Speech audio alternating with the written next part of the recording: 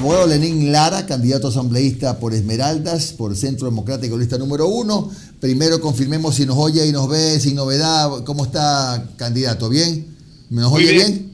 Claro, perfecto. Escucho muy bien. A ver, usted va a ir a la asamblea con la intención, entre otras cosas, de reactivar la economía en la zona fronteriza del país. ¿Con qué proyecto se puede reactivar, sobre todo en una provincia donde lamentablemente los índices de pobreza son tan altos? ¿Cómo se reactiva la economía desde la asamblea? Buen día, Jimmy. Un feliz inicio de año 2021. Y bueno, estamos en la cancha. Recordemos que estuvimos prácticamente 3 meses proscritos en nuestra participación.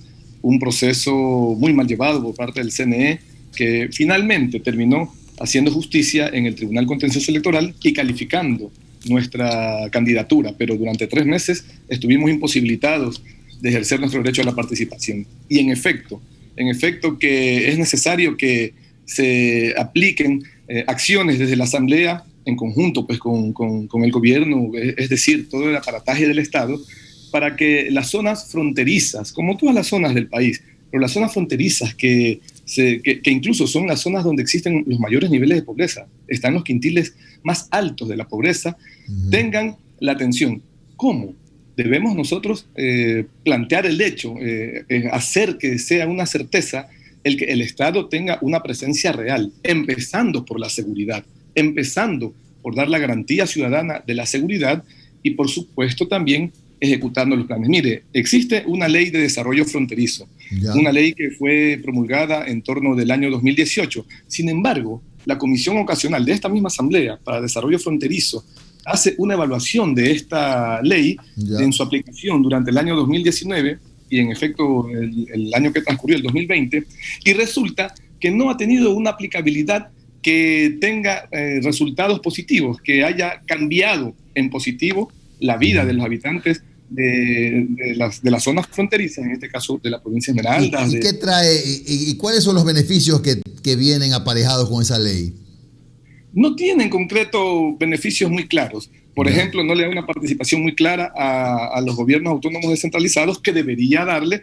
Nosotros creemos que debería ampliar, por ejemplo, y ese también va a ser una de nuestras propuestas, debería ampliarse el perímetro de incidencia fronteriza, porque se establece que de la línea de frontera sea un alcance de hasta 40 kilómetros, pero las incidencias de los problemas de frontera no solamente pues, atañen al cordón como tal, sino que en el caso, por ejemplo, de la provincia de Esmeraldas y en muchas de las otras provincias, incide en toda la provincia. Y es por ello que nosotros creemos que el perímetro debe ampliárselo hacia la provincia como tal, pero además debe establecerse también acciones en concreto que involucren a los gobiernos autónomos descentralizados.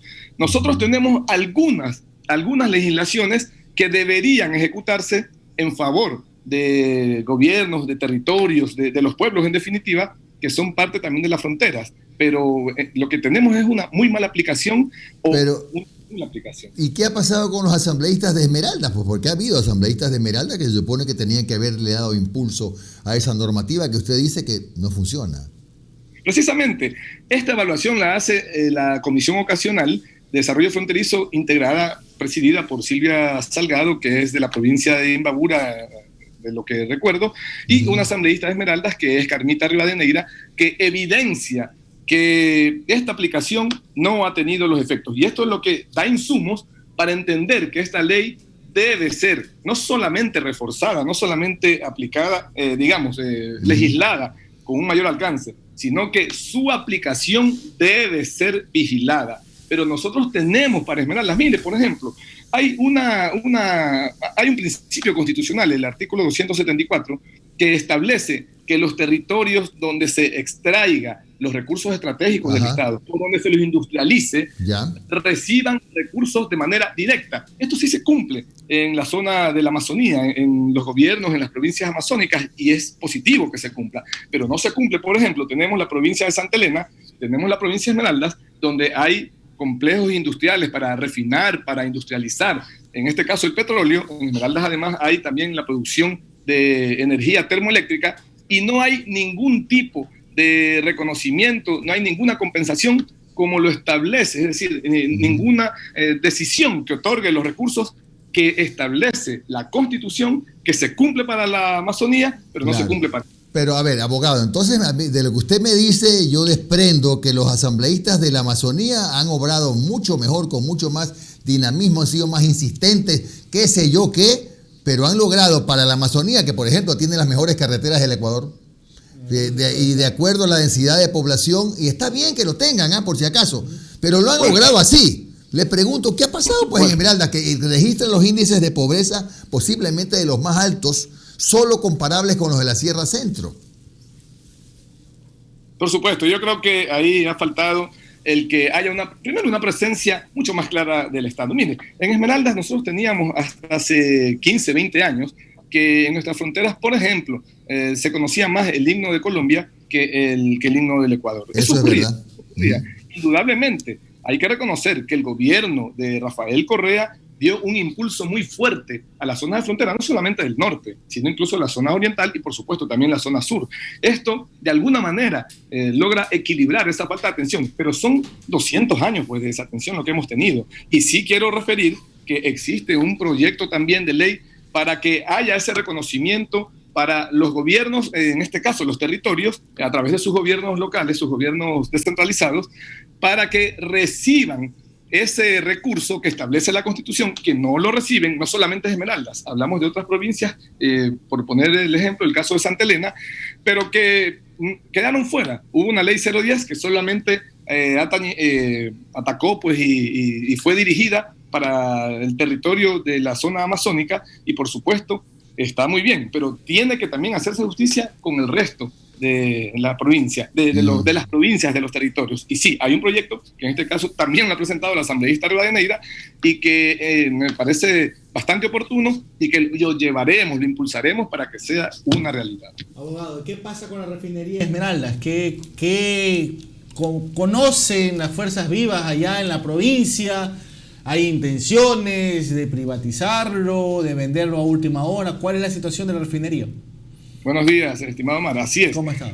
Conocemos que hay intenciones de privatizar la refinería, de privatizar las ganancias. Nosotros tenemos una posición absolutamente clara de no permitir que los activos, que el patrimonio del Estado se privatice, pues se lo venda, se lo regale, en definitiva, a precio de gallina pestada. Pues. Eso sí no puede ocurrir, eso sí, no lo vamos a permitir y es una posición, las fuerzas vivas de la provincia de Esmeraldas, no solamente de la provincia, sino del país entero. Además, nuestro proyecto político nacional de la Revolución Ciudadana, Centro Democrático, nuestro futuro presidente, Andrés Arauz, ha planteado de manera muy clara que vamos a oponernos a todo intento de privatización. Y el intento de privatización de la refinería ya está en marcha y por supuesto que no lo vamos a permitir. Acá las fuerzas políticas, que incluso tenemos nuestras diferencias, algunas hasta son planteamientos ideológicos en los que no coincidimos, estamos absolutamente claros que en esta lucha nos tenemos que unir, y como asambleístas de ser elegidos por nuestro pueblo, vamos a llevar firme ese principio de no venta, de no permitir la privatización de nuestros recursos, menos de la refinería estatal. Abogado, la última interrogante. ¿Cuál está la situación de la seguridad en la zona fronteriza? Recordemos que durante el gobierno de Lenín Moreno tuvimos el bombazo en San Lorenzo, tuvimos el secuestro de periodistas, asesinato de una pareja de ecuatorianos. En Colombia siguen ocurriendo las matanzas de líderes sindicales, algo que no se comenta mucho a nivel internacional, pero siguen ocurriendo asesinatos y masacres en pueblos ahí fronterizos, sobre todo. ¿Cuál es la situación de la seguridad en la provincia? Yo creo que es complicada, tiene que mejorar. Tampoco podemos nosotros generar un ánimo de incertidumbre porque también, de manera injusta, por ejemplo, se calificó como que era invivible, como que era invisitable, como que nadie podía visitar ni siquiera la provincia de Esmeraldas, menos la zona fronteriza. Pero yo creo que, en efecto, hay que trabajar en ello. Tiene que trabajar el Estado. El Estado debe tener presencia, debe priorizar las zonas fronterizas porque además es donde termina y donde comienza nuestra patria. Y creo que ahí, en estos momentos, debe haber un fortalecimiento, pero además debe haber la presencia institucional del Estado, no solamente con las fuerzas de seguridad, que sin duda alguna debe ser bastante fuerte, sino que también debe haber una presencia. Imagínese usted, por ejemplo, tenemos territorios donde hay un juzgado para atender miles de casos, donde no hay instituciones del sector financiero del Ecuador, donde no hay instituciones que puedan atender las demandas que se generan en estos territorios. Tenemos sectores donde, por ejemplo, de un momento a otro recibimos 2.000, 3.000, 4.000 personas que vienen, que cruzan la frontera y que vienen a vivir a nuestro país. Entonces, todo eso debe tener el Estado, una contingencia y una presencia permanente para atenderlo, y eso también redunda en problemas de seguridad. Así que la demanda es que el Estado sea presente en las fronteras como en todo el territorio nacional.